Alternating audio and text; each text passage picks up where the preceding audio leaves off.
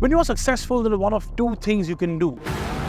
Get lazy and complacent, work harder and kick some ass. The Creta was and is always successful. So does that make Hyundai complacent? Or are they about to decimate all? I strongly suggest you watch this video till the very end.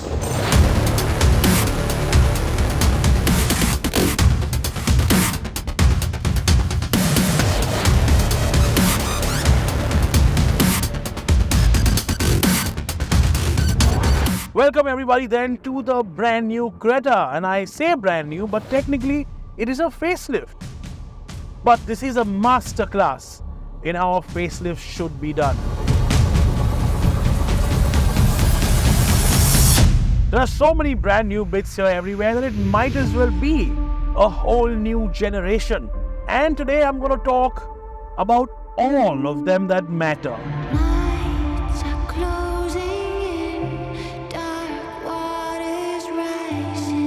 Tin can, tin can, tin can. The comments on social media are everywhere about Hyundai cars, isn't it? So Hyundai is sick and tired of it. They've decided to do something about it, and they actually have already. The Verna, 5 stars. And this will probably follow suit as well when it gets tested by Bharat NCAP very, very soon. There are changes everywhere. The structure is stronger. 6 airbags mandated across the range, 6 airbags on all variants on this as well. And then of course the big addition on this, the big update on this following its sisterly car, level 2 ADAS. That means you get forward collision warnings and assists both on a straight road and on junctions. You also get lane keep assists. And this ADAS isn't just for the sake of a brochure, it works well.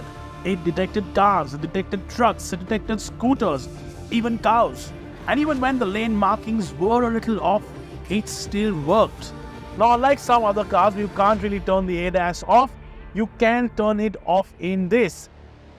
And it remembers. So when you restart your car the next time, the ADAS will still be off. But as I've said a million times before, and I'll continue to say this on this channel and on social media, and I'll tom-tom it wherever I can, ADAS is a lifesaver. ADAS should never be turned off. You can't break me. Just like ADAS protects you and your loved ones, you need an engine oil that protects your engine from the wear and tear it goes through on a day-to-day basis. And that's why we recommend Castrol Magnatec SUV engine oil with heavy load protection. This full synthetic engine oil having the latest API specs is ready for your BS6 SUV as well, ensuring non-stop engine protection from every start. One of the biggest updates is on the inside. Hyundai have clearly seen the way the Ioniq way of doing things seem to have worked, and there are plenty of throwbacks here if you look closely. The conventionalism has gone, it's done. The big screen in the middle, conventional, done. Again, completely replaced by this single pane of what looks like curved glass. It's like one of those expensive TVs, it just looks a lot more premium. But let me talk about this color palette for just a little bit, because that's one of the things that is bothering me. Yes, fine, it looks retro and people are going to love it. Retro design is making a massive comeback. Hyundai is monetizing on that design comeback as well. But in my opinion, light grey and dark grey deserve to stay in the 90s. I am not a fan of it. You might be. And that's okay, because everybody has an opinion and they're entitled to it.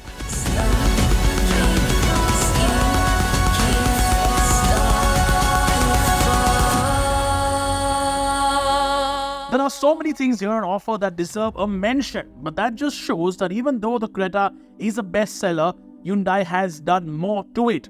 You will never feel underwhelmed by it.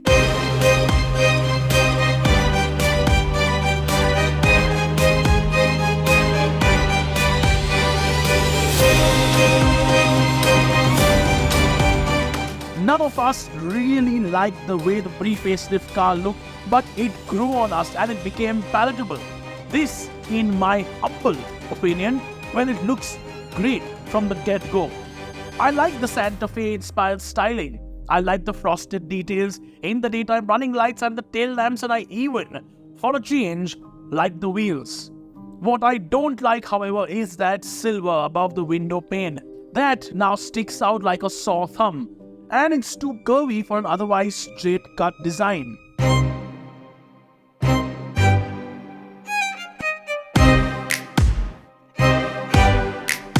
This is where I want you to pause the video and tell me in the comments what you think of the way the Creta looks. We've talked about the exterior and the interior now. I want an honest opinion, unfiltered honest opinion. Head to the comments right now. But now let's talk about the engine upgrades, because that engine, the 1.5 petrol turbo, the one that everybody in every city seems to love and want to buy, the one that's combined only with the DCT automatic. That's the one we're driving right now. And 160 horsepower, well, it pulls and pulls and pulls and pulls like a train. Hey yo, conquering lion, king of the jungle. Bend but don't break, don't fall or fumble. I pick myself up every time I stumble. Yeah, you come against me, guaranteed to crumble. In the Verna, this engine just felt so damn strong. Remember, signal to signal, it decimated the likes of the Virtus and the Slavia. In this, it feels similar. The other thing Hyundai has stuck to its guns is it's kept the 17-inch wheel on with the higher profile tire. Could have very well gone with the 18s just like Kia did with the Seltos, but I think they have decided to compromise on the way it looks, so that when you go over a speed breaker like that, or when you go over a bump, you still stay comfortable. That sometimes, that compromise between the way it looks and the way it handles versus the way it rides, that's more important to people, because this, at the end of the day, is your family SUV, and it's not a hot hatch. And it's not going to handle like a hot hatch. But Hyundai has still made changes to the way it handles, and it now handles better than its pre-facelift version. That boaty feeling, that's gone. It's stable, it's solid, and yet somehow nimble enough. So many changes, as we mentioned right at the beginning. But which one change do you like the most? I said this many years ago, but there's going to come a point in time where cars are going to just become flawless. And with the exception of the way it looks, which always seems to divide opinion, I think the Creta is pretty much flawless. So let's get back to that question we started it all off with. Has Hyundai become complacent? Do you really think so? I'll see you in the comments then. Yo, come out on top, yes, me of course. And I'ma keep it rocking on me till the wheels fall off.